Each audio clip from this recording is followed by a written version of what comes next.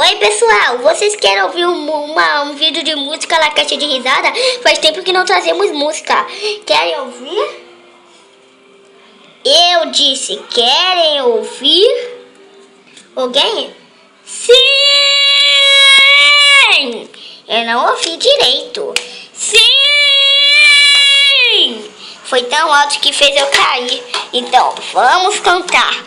Hoje nós vamos cantar Fim versus Muçulmano, que num vídeo a gente cantou... me ajuda, mão gigante. A gente cantou Muçulmano versus Peppa Pig. Agora nós vamos cantar Fim versus Muçulmano. Então vamos cantar. Eu sou o Fim, agora a aventura vai começar. Já derrotei muito de noite, vai ser fácil te derrotar.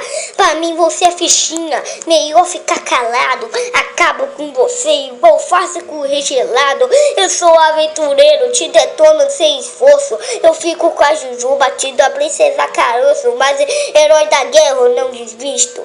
Luto imprevisto, com minha espada sou guerreiro. Luto com magos sinistros.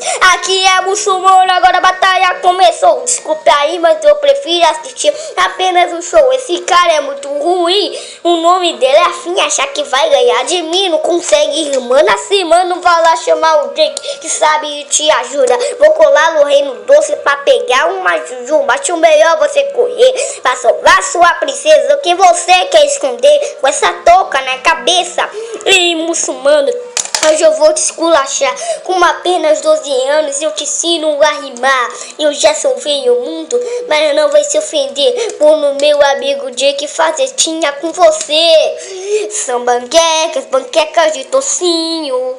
Eu coloco no bacon direitinho. Protejo o reino, aqui você não manda nada. Eu vou pegar minha espada pra cortar essa tua barba. Terra de fogo, terra de vento, lunar e reino gelado. Você pode ser herói, você rima é muito fraco. Aquele teu amigo Pio é Game Boy certificado. A aventura vai acabar, porque esse é o meu Renato. Então fica ligado, cheguei, agora eu vou te detonar. Ele se acha aventureiro, mas morre de medo do mar.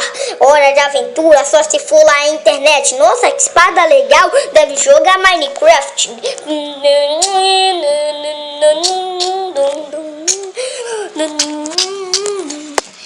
Depois de toda essa música, vocês devem ter ouvido a palavra Minecraft e se lembrar de Minecraft no Vale Cantado. Vocês devem estar se perguntando, por que demora de lançar vídeo de Minecraft no Vale Cantado? É que ainda a gente não arrumou um jeito de nós gravarmos no mundo de Minecraft. Então, quando nós arrumarmos o jeito, nós vamos voltar a gravar. Então, um beijinho, um queijo e tchau!